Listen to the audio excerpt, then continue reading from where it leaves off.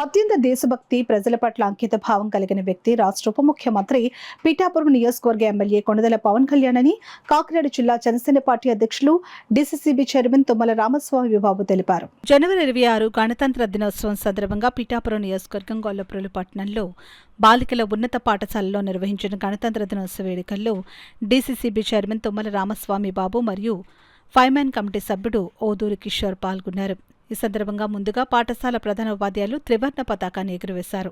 అనంతరం మాట్లాడుతూ ఎంతో మంది పోరాట యోధులు తమ ప్రాణాల్ని అర్పించి మన దేశానికి స్వాతంత్రం మరియు గణతంత్రం తీసుకుని వచ్చారని, ఇలాంటి రోజును మనం సెలవు రోజులు కాకుండా ఒక గొప్ప రోజుగా భావించి ప్రతి ఒక్కరూ దేశం కోసం ప్రాణాలు అర్పించిన మహనీయులు డాక్టర్ బాబాసాహెబ్ అంబేద్కర్, భగత్ సింగ్, మహాత్మా గాంధీ, సుభాష్ చంద్రబోస్ ఇలాంటి వాళ్ళని మనం ఆదర్శంగా తీసుకుని మన దేశం కోసం పాటుపడాలని తెలియజేశారు. విద్యార్థులు ప్రతి ఒక్కరూ దేశభక్తితో మెలిగి అనుకున్నది సాధించే వరకు పట్టుదలతో చదవాలని తెలియజేశారు. సామాజిక మాధ్యమాలకు దూరంగా ఉండి ప్రతి ఒక్కరూ మీ బంగారు భవిష్యత్తుకు బాటను వేసుకోవాలని తెలియజేశారు.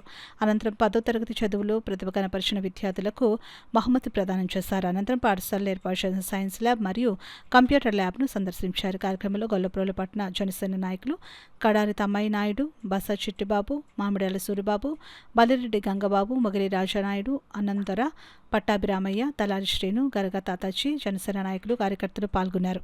ఈ రోజు గణతంత్ర దినోత్సవం జరుపుకోవాలన్నా, ఆగస్టు 15 జరుపుకోవాలన్నా అనేక మంది ప్రాణాలు కోల్పోయిన తర్వాత మనకి స్వతంత్రం ఈ గణతంత్ర దినోత్సవం రావటం జరిగింది. ఆనాడు మరి బ్రిటిష్ వారు, ఆంగ్లేయులు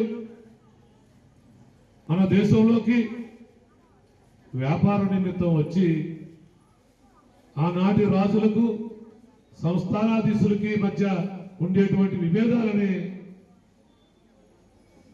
వారు మరింత సృష్టించి తద్వారా మన భారతదేశం మీద పట్టు సాధించి మన పూర్వీకుల్ని ఒక బానిసలుగా తయారు చేసి వారి పరిపాలన మొదలెట్టినప్పుడు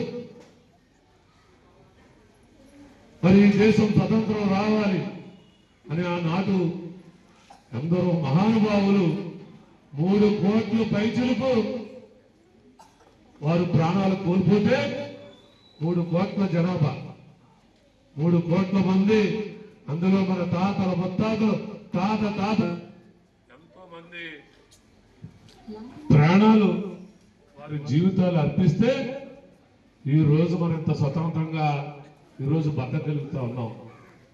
మీరు అనుకోవచ్చు స్వతంత్ర దినోత్సవం అంటే ఏదో ఊరికనే వచ్చింది కాదు. ఇది 3 కోట్ల మంది పైచులకు ఆ రోజు ప్రాణాలు కోల్పోయారు ఈ స్వతంత్రం భారతదేశం తీసుకురావడం కోసం.